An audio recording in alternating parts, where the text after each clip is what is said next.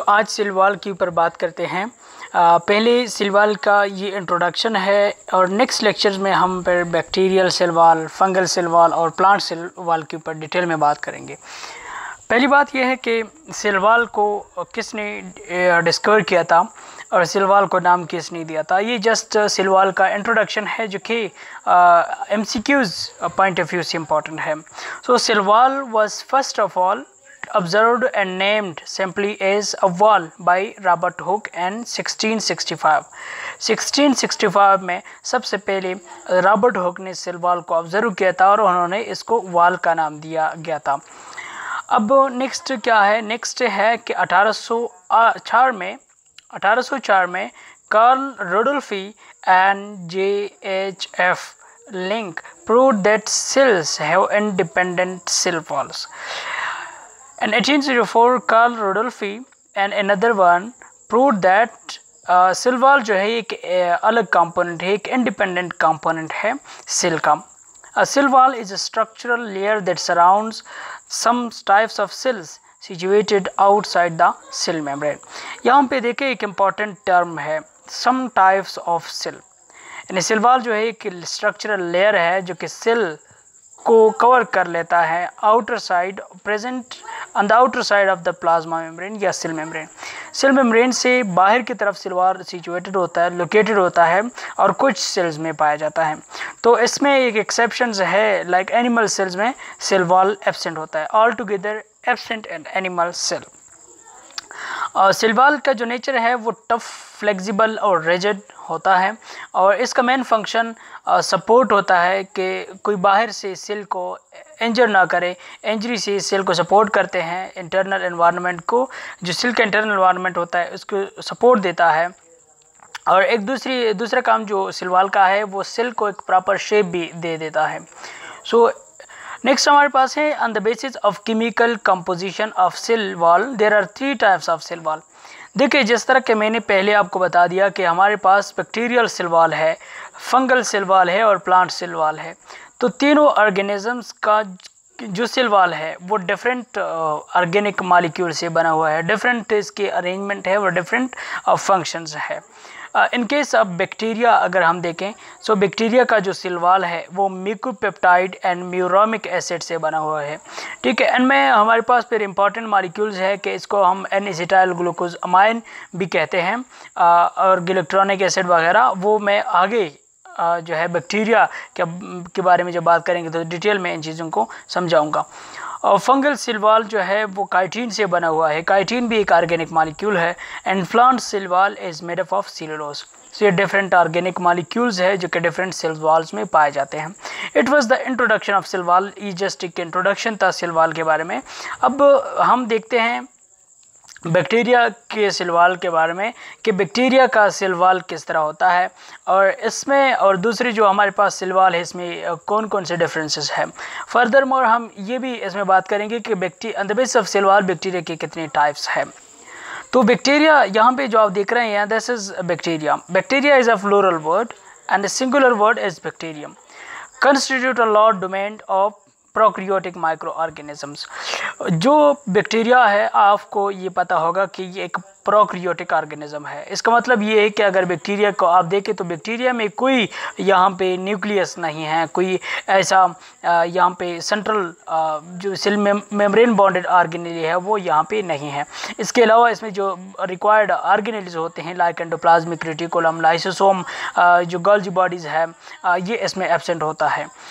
तो ये सारे इस बैक्टीरिया में एब्सेंट होते हैं। अब बैक्टीरिया के स्टडी को, साइंटिफिक स्टडी जब हम बैक्टीरिया की करते हैं इसको बैक्टीरियोलॉजी कहते हैं। एंड बैक्टीरियोलॉजी क्या है, अ ब्रांच ऑफ माइक्रोबायोलॉजी है, क्योंकि माइक्रोबायोलॉजी के अंदर वायरोलॉजी भी है और इसमें बैक्टीरियोलॉजी भी आते हैं और इसके अलावा भी कुछ हमारे पास माइक्रो ऑर्गेनिजम्स की जो स्टडीज़ है वो माइक्रोबायोलॉजी के अंदर आते हैं। यूनिसेलुलर एल्गी हैं इसमें, ठीक है, जो कि इकोनॉमिकली बहुत इम्पॉर्टेंट है। Bacteria was discovered by Antonio van Leeuwenhoek and यहाँ पे जो है 1970 नहीं है, यहाँ पे 1676 है, ठीक है। सो दिस इज़ समहाउ यहाँ पे कुछ यहाँ पे थोड़ी सी मिस्टेक हुई है। बैक्टीरिया डिस्कवर किया था लीवनहुक ने और 1676 में, और लीवनहुक को फादर ऑफ बैक्टीरियोलॉजी भी कहते हैं, लीवनहुक को फादर ऑफ बैक्टीरियोलॉजी भी कहते हैं, ठीक है। अब नेक्स्ट हमारे पास है कि बैक्टीरिया की क्लासिफिकेशन क्या है। देखें सेल वॉल की जो नेचर है, सेल वॉल का जो कंस्ट्रक्शन है, मैंने किस तरह बना हुआ है, इसके बारे में डिटेल में हम अब आगे बात करते हैं। पहले जो बात करनी है हमने वो क्लासिफिकेशन है on the basis of cell wall जो हुई है बैक्टीरिया की, उसको देख लेते हैं। तो यहाँ पे दो किस्म के अरेंजमेंट आप देख रहे हैं। एक आपके पास ये अरेंजमेंट है जो कि राइट साइड पे है, और दूसरा अरेंजमेंट ये है जो कि लेफ़्ट साइड पे है। लेफ़्ट साइड के ऊपर यहाँ पे ग्राम पॉजिटिव लिखा हुआ है और यहाँ पे ग्राम नेगेटिव लिखा हुआ है। ग्राम पॉजिटिव और ग्राम नेगेटिव, इसको ग्राम एक साइंटिस्ट था और उन्होंने स्ट्रेनिंग की थी। इसकी स्ट्रेनिंग के मुताबिक जब स्ट्रेनिंग उन्होंने की तो ये जो सेल वॉल था ये ब्लू कलर, ये जो है ये स्ट्रेन हुआ, इसमें स्ट्रेन जो है वो रिस्ट्रिक्ट हुआ था और यहाँ से स्ट्रेन चला गया था, यहाँ इसको डिकलराइजेशन के बाद इसका स्ट्रेन इससे ख़त्म हुआ था। इसी वजह से इसको नेगेटिव कहते हैं और इसको पॉजिटिव कहते हैं, क्योंकि इसने स्ट्रेन को क्या कहता अपने साथ मेंटेन रखा था। अब आगे स्ट्रेनिंग के ऊपर बात करेंगे, लेकिन इससे पहले आपको ये पता होना चाहिए कि ग्राम पॉजिटिव और ग्राम नेगेटिव में बेसिकली स्ट्रक्चरली डिफरेंस क्या है। सबसे पहले अगर एक बैक्टीरियल सेल है, लेट सपोज कि ये अब एक बैक्टीरिया है और एक दूसरा बैक्टीरिया है, तो हमने ग्राम पॉजिटिव बैक्टीरिया का आधा लिया है और आधा सेल वॉल लिया है, और ग्राम नेगेटिव बैक्टीरिया का भी एक साइड लिया हुआ है। अब ग्राम पॉजिटिव बैक्टीरिया का अगर हम देखें तो ग्राम पॉजिटिव बैक्टीरिया का यहाँ पे आप देख सकते हैं ये ब्लैक कलर जो है ये सेल मेम्ब्रेन है, और ग्राम नेगेटिव बैक्टीरिया में यही सेल मेम्ब्रेन है। सेल मेम्ब्रेन तो दोनों में सेम है, लेकिन डिफरेंस इसकी सेल वॉल में है। सेल वॉल जो है जैसा कि पहले मैं आपको बता चुका हूँ कि सेल वॉल जो है ये पेप्टाइडोग्लाइकेन से बना हुआ है। तो यहाँ पे ग्रीन लेयर पेप्टाइडोग्लाइकेन की है और इस साइड पे भी ये ग्रीन लेयर जो आप देख रहे हैं this is also layer of peptidoglycan, ठीक है। तो ग्राम पॉजिटिव बैक्टीरिया में क्या है कि पेप्टाइडोग्लाइकेन का जो लेयर है वो बहुत थिक है। क्या है? पेप्टाइडोग्लाइकेन का लेयर बहुत थिक है, आप यहाँ देख सकते हैं। और पेप्टाइडोग्लाइकेन की वॉल के बाद इसके ऊपर कोई भी चीज़ नहीं है। और इन केस अगर हम इस साइड पे देखें आपको सेल मेम्ब्रेन नज़र आ रहा है, उसके बाद एक स्पेस जो कि येलो कलर का है, यहाँ पे ये जो स्पेस है जिसकी यहाँ पे आप देख सकते हैं पेरिप्लाज्मिक स्पेस नीचे इसको लेबल किया हुआ है। तो ये हमारे पास क्या है स्पेस है। इसके बाद फिर 3 पेप्टाइडोग्लाइकेन सेल वॉल है। ये तकरीबन 10% पेप्टाइडोग्लाइकेन लेयर यहाँ पे मौजूद है जो कि इंतहाई छोटा सेल वॉल है।